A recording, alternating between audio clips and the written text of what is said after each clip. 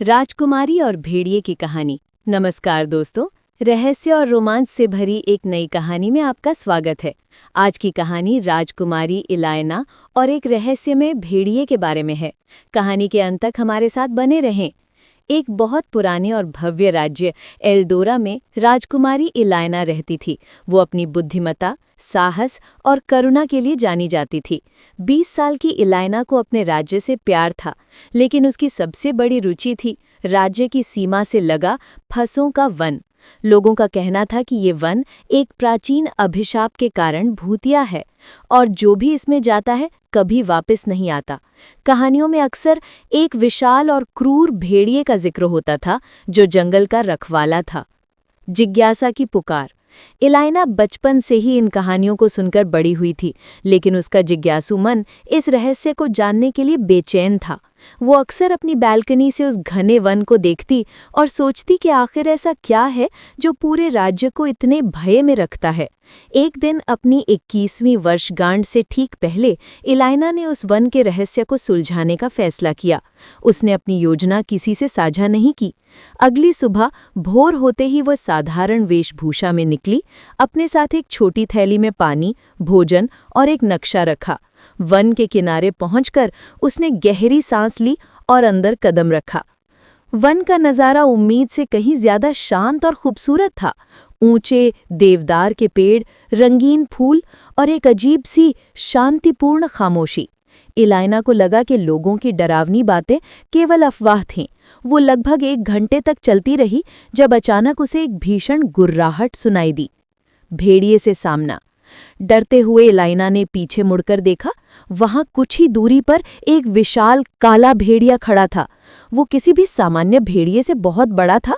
उसकी आंखें गहरे नीले रंग की थीं और उनमें एक अजीब सी चमक थी। इलायना का दिल जोर से धड़कने लगा। वो भागने की कोशिश करने लगी, लेकिन भेड़िए ने उसका एक पल में रास्ता रोक दिया। भेड़िया धीरे से उसके पास आया और उसने जमीन पर एक अजीब सा निशान बनाया। इलायना को लगा कि भेड़िया उसे डरा नहीं रहा है, बल्कि कुछ बताने की कोशिश कर रहा है। भेड़िए ने फिर से गुर्राया और पीछे मुड़ने का इशारा किया, मानो उसे अपने पीछे आने को कह रहा हो। इलायना के मन में डर और उत्सुकता के बीच एक द्वंद्व था। आखिरकार राजकुमारी के साहस ने जीत हासिल की। उसने धीमे कदमों से भेड़िए का पीछा करना शुरू किया। गुफा और रहस्यमय डायरी। कुछ देर बाद वो एक चट्टानी रास्ते से होते हुए एक पुरानी पत्थरों से बनी गुफा के पास पहुंचे। भेड़िए ने गुफा की ओर इशारा किया और एक हल्की सिसकी जैसी आवाज निकाली। इलायना ने सावधानी से गुफा के अंदर झांका।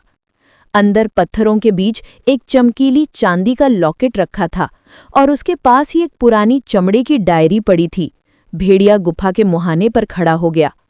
इलायना ने डायरी उठाई और उसके पन्ने पलटने लगी। पहले ही पन्ने पर एक अजीब सी लिखावट थी, जिसमें बताया गया था कि ये विशाल भेड़िया वास्तव में राजकुमार वरुण है, जो पड़ोसी राज्य का वारिस था। वरुण को एक दुष्ट जादूगरनी ने किसी पुराने विवाद के चलते इस भयानक भेड़िए के रूप में बदल दिया था। अभिशाप तब तक नहीं टूटेगा जब तक कोई निर्दोष आत्मा बिना किसी स्वार्थ के अपने सबसे प्रिय चीज का त्याग न कर दे। इलायना ये सब पढ़कर स्तब्ध रह गई। उसने भेड़िए की ओर देखा। उसकी नीली आंखों में दर्द और एक अजीब सी आशा झलक रही थी, जैसे वो इलायना से मदद की भीख मांग रहा हो। इलायना ने राजकुमार की पीड़ा को समझा और निश्चय किया कि वो उसकी मदद करेगी। सरोवर का बलिदान। राजकुमारी ने हिम्मत जुटाई और भेड़िए को अपने साथ चलने का इशारा किया। वो और गहरे जंगल में पहुंचे और एक शांत रहस्यमय सरोवर के पास रुके। भेड़िए ने सरोवर के जल की ओर इशारा किया। जैसे ही इलायना ने जल में झांका, सरोवर की शांत पानी से एक गहरी गूंजती हुई आवाज आई। अगर तुम राजकुमार वरुण को बचाना चाहती हो, तो तुम्हें अपनी सबसे कीमती चीज का त्याग करना होगा। ये त्याग ही अभिशाप को तोड़ेगा। इलायना ने पूछा, मेरी सबसे कीमती चीज क्या है? आवाज ने उत्तर दिया, ये तुम्हारे हृदय से तय होगा। वो चीज जो तुम्हें सबसे प्रिय है, जो तुम्हारी पहचान है। राजकुमारी गहरे सोच में पड़ गई। उसका परिवार, उसका राजपाट या उसका संगीत? इलायना को बचपन से ही संगीत से गहरा लगाव था। वो एक कुशल वादक और गायक थी। उसका संगीत उसकी आत्मा था। भेड़िए की दर्द भरी आंखों को देखकर इलाइना ने बलिदान का फैसला किया। उसने अपने गले में हमेशा पहनने वाली सोने की वीणा के आकार की लटकन को निकाला और सरोवर की ओर बढ़ाया। उसने दृढ़ स्वर में कहा, मैं त्याग करने को तैयार हूं। मैं अपनी संगीत की कला का त्याग करती हूं। मेरे लिए मेरी आवाज और मेरे वाद्य यंत्रों की समझ ही सबसे प्रिय है।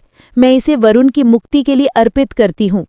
जैसे ही उसने लटकन को पानी में गिराया, एक चमकीली तीव्र रोशनी सरोवर से उठी और भेड़िए को घेर लिया। रोशनी के बीच भेड़िए का शरीर कांपने लगा। उसके काले बाल सिकुड़ने लगे, उसकी विशाल काया हल्की हुई और धीरे धीरे वो एक सुंदर साहसी युवक में बदल गया। ये राजकुमार वरुण था। वरुण ने इलाइना की ओर देखा। उसकी आंखों में कृतज्ञता थी। उसने कहा, राजकुमारी, तुमने मेरे लिए वो किया जो कोई नहीं कर सकता था। मैं हमेशा तुम्हारा आभारी रहूंगा। तभी इलाइना को महसूस हुआ कि कुछ बदल रहा है। उसके कानों में मौसीकी की कोई धुन सुनाई नहीं दे रही थी। वो बोलने की कोशिश कर रही थी, पर उसकी आवाज में कोई राग नहीं था। वो किसी भी वाद्य की ध्वनि को अब महसूस नहीं कर सकती थी। वरुण ने दुख भरे स्वर में कहा, ये श्राप का अंतिम अंश है। तुमने अपनी सबसे कीमती चीज, अपनी कला त्याग दी है। तुम अब कभी गा नहीं पाओगी, ना ही किसी संगीत को उसकी सुंदरता में सुन पाओगी। इलाइना का चेहरा पीड़ा से भर गया, लेकिन उसने तुरंत खुद को संभाला। उसने कहा, वरुण की मुक्ति मेरे लिए सबसे महत्वपूर्ण थी। मुझे कोई पछतावा नहीं है। सरोवर से फिर एक गूंजती हुई आवाज आई। इलाइना का बलिदान पूरा हुआ। राजकुमार वरुण अब मुक्त है, लेकिन ये बलिदान एक नए उद्देश्य को जन्म देगा। वरुण ने इलाइना का हाथ थाम लिया। उसने वादा किया कि वो अपनी शेष जिंदगी इलाइना के साथ रहेगा और उसकी हर खुशी और सुरक्षा का ध्यान रखेगा। दोनों, राजकुमार वरुण और संगीत विहीन इलाइना, उस भयानक वन से बाहर निकलकर एक नए जीवन की ओर बढ़े।